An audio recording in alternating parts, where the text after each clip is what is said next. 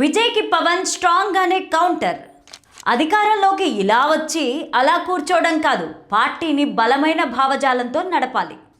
ఊళ్ళో పెళ్లికి ఎవరో సందడి అన్నట్లుగా వ్యవహారం. ఎవరో ఎక్కడో ఏదో చేస్తే దానికి ఏపీకి పోలికేంటి? నాకు మెసేజ్లు పంపడం కాదు, పరిస్థితులను అర్థం చేసుకోవాలి. ప్రజారాజ్యంలో యువరాజ్యం నేతగా ఉన్నప్పుడే ఎన్నికల్లో ఎంపీగా పోటీ చేసేవాణ్ణి. 2007 నుంచి నేను మొదలుపెట్టిన ప్రయాణం 2019లో ఒంటరిగా పోటీ చేసే స్థాయికి వచ్చాం. కూటమి నిర్ణయాల విషయంలో తాను అన్ని విషయాల్లోనూ అంగీకరిస్తున్నాను అన్నది వాస్తవం కాదన్నట్లుగా జనసేన అధినేత ఉప ముఖ్యమంత్రి పవన్ కళ్యాణ్ చెప్పుకొచ్చారు. మంగళగిరిలోని పార్టీ కేంద్ర కార్యాలయంలో జరిగిన సమావేశంలో ఆయన మాట్లాడుతూ సంచలన వ్యాఖ్యలు చేశారు. చంద్రబాబుకు తనకు కొన్ని అంశాల్లో విభేదాలున్నాయని అన్నారు. అయితే కలిసి కూర్చొని చర్చించుకొని ముందుకు వెళ్తామని ఆయన చెప్పారు. కూటమి పార్టీలలోని నేతలు కూడా అదే విధంగా వ్యవహరించాలని ఆయన కోరారు. ఈ వీడియోని చివరి వరకు చూడండి. ప్లీజ్ లైక్ చేయండి, షేర్ చేయండి, అలాగే బెల్ బటన్ నొక్కి సబ్స్క్రైబ్ చేసుకొని స్కిప్ చేయకుండా ఎండింగ్ వరకు చూడండి. ఇక హెడ్లైన్స్ చూద్దామా? నేను పొత్తులకు వెళ్ళకపోతే మరోసారి వైసీపీ గెలిచేది, రాష్ట్రం చిన్నాభిన్నమయ్యేది. చంద్రబాబుకు తనకు విభేదాలున్నాయని అంగీకరిస్తున్నాను.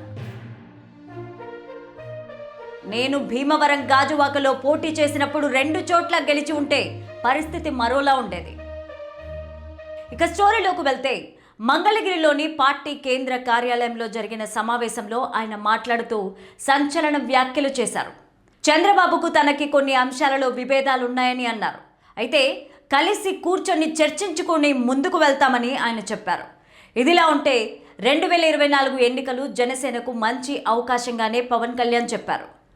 అప్పట్లో చంద్రబాబు అరెస్ట్ అయి జైలులో ఉన్నారని, జనసేనను ఒంటరిగా పోటీ చేసే బలం కూడా ఉందని గుర్తు చేసుకున్నారు. కానీ ఆ సమయంలో తాను తీసుకున్న నిర్ణయం ఎంతో కీలకమైందని అన్నారు. అది రాష్ట్ర భవిష్యత్తుకు ఉపయోగపడేది అని అన్నారు.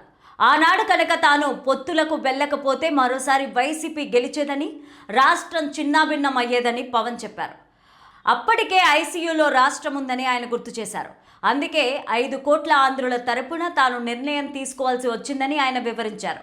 తాను ఎక్కడైనా రాజీ పడ్డాను అంటే అది రాష్ట్రం కోసమే తప్ప మరొకటి కాదని ఆయన అన్నారు. తాను ఎవరికైనా మద్దతిస్తే త్రికరణ శుద్ధితో వ్యవహరిస్తాను అని పవన్ కళ్యాణ్ స్పష్టం చేశారు. అదే సమయంలో వారి నుంచి కూడా అలాంటి చిత్తశుద్ధినే ఆశిస్తాను అన్నారు. ఇప్పుడు చూస్తే చాలా చోట్ల జనసేన కార్యకర్తలకు సమస్యలున్నాయని ఆయన అంగీకరించారు. అనేక నియోజకవర్గాల్లో ఇబ్బందులు పడుతున్నారని తాను తెలుసుకున్నాను అన్నారు. అందుకే కార్యకర్తల ఆత్మ గౌరవం దెబ్బతినకుండా తాను చూస్తాను అని ఆయన హామీ ఇచ్చారు. కార్యకర్తలు పడే ఇబ్బందులకు తగిన పరిష్కారాన్ని చూపిస్తామని, అదే సమయంలో సరిదిద్దగలిగినంత మేరకు సరిదిద్దుతామని ఆయన తెలిపారు. తనకు కులం, ప్రాంతమని ఒకే చోటుకు ఒకే గూటికి అంటగట్టద్దని పవన్ కోరారు.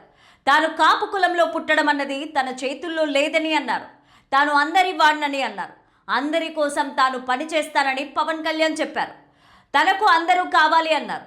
ఇక ఈరోజు వంగవీటి రంగా మీద ప్రేమ చూపిస్తున్న వారు ఆనాడు ఆయన తనకు ప్రాణహాని ఉందని అన్నప్పుడు రక్షణ ఎందుకు కల్పించలేకపోయారో చెప్పాలని పవన్ ప్రశ్నించారు.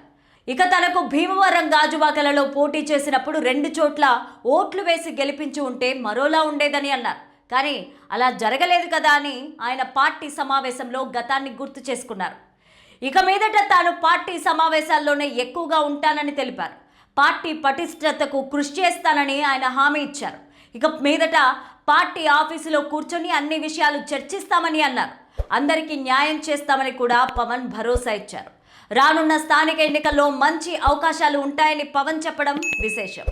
ఇకపోతే తమిళనాడులో టీవీకే పార్టీ పెట్టి 2 ఏళ్లు తిరగకుండానే ముఖ్యమంత్రి అయిన దళపతి విజయ్తో తనను పోల్చి చూడడం పట్ల జనసేన అధినేత ఉప ముఖ్యమంత్రి పవన్ కళ్యాణ్ తీవ్రంగానే స్పందించారు.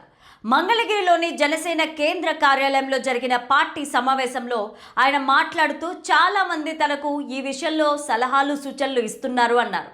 విజయ్ పార్టీ తమిళనాడులో గెలవడంతో తన విషయంలో కూడా అలాగే చేయమంటున్నారని ఆయన అసహనం వ్యక్తం చేశారు. ఎవరో ఎక్కడో ఏదో చేస్తే దానికి ఏపీకి పోలికేంటి అని ప్రశ్నించారు. ఊళ్ళో పెళ్లికి ఎవరో సందడి అన్నట్లుగా వ్యవహారం ఉందని ఆయన ఆక్షేపించారు. తమిళనాడు రాజకీయ పరిస్థితులు వేరు, ఏపీ రాజకీయం వేరు అని పవన్ అన్నారు. అక్కడ జరిగిందని ఇక్కడ తనను అలాగే చేయమంటూ పోలిక తేవడం పట్ల ఆయన అసహనం వ్యక్తం చేశారు.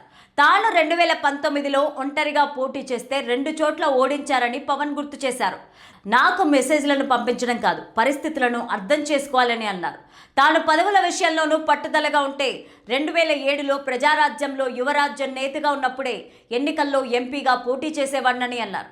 అంతేకాదు 2014లో పార్టీ పెట్టినప్పుడు మల్కాజ్గిరి నుంచి ఎంపీగా పోటీ చేసే అవకాశం వచ్చింది అన్నారు. తనకు 2007 నుంచి మొదలుపెట్టిన ప్రయాణం 2019 దాకా కొనసాగింది అన్నారు. 2019లో ఎన్నికల్లో ఒంటరిగా పోటీ చేసే స్థాయికి వచ్చారని అన్నారు. ఒక పార్టీని నడిపించడానికి బలమైన భావజాలం ఉండాలని అన్నారు. అధికారంలోకి ఇలా వచ్చి అలా కూర్చోవడం కాదు, పార్టీని బలమైన భావజాలాలతో నడపాలని పవన్ అన్నారు. వామపక్ష నాయకులు ఎంతో నలిగి క్షేత్రస్థాయిలో పార్టీ నిర్మాణం చేస్తారని అన్నారు. అలాగే కాన్షీరామ్ వంటి నేతలు కూడా ఎన్నో ఇబ్బందులు పడ్డారని ఆయన అన్నారు. తాను కూడా పార్టీ ఏర్పాటు తర్వాత ఎన్నో కష్టాలు పడ్డానని ఆయన అన్నారు. పార్టీ అంటే అందరూ ఎదగాలని, నాయకుడిగా ఉంటూ పార్టీ సిద్ధాంతాలను ముందుకు తీసుకువెళ్లాలని ఆయన కోరారు. జనసేన ఆ విషయంలోనే ముందుకు సాగుతుందని అన్నారు. ఇదిలా ఉంటే విజయ్ పార్టీ గెలుపును చూసి జనసేన నాయకులు చాలా మంది తమ పార్టీ అలాగే చేసి ఉండాలని కోరుతున్నారు. దీని మీద డిబేట్లు పెట్టిన వారు ఉన్నారు. వాటన్నింటికీ ఒక్కటే జవాబు అన్నట్లుగా పవన్ పార్టీ వేదిక మీద చెప్పాల్సింది చెప్పారు. తనకు పదవుల కంటే రాష్ట్రం ముఖ్యమని అన్నారు. ఏపీలో రాజకీయం కూడా వేరుగా ఉందని ఆయన అన్నారు. అందుకే తన ఆలోచనతోనే జనసేన ముందుకు సాగుతుందని ఆయన చెప్పారు. మొత్తానికి గత వారం 10 రోజులుగా జనసేన టీవీకేల మధ్య పవన్ విజయ్ల మధ్య పోలిక పెట్టి విశ్లేషిస్తున్న వారందరికీ పవన్ స్ట్రాంగ్ అనే కౌంటర్ ఇచ్చారని అంటున్నారు.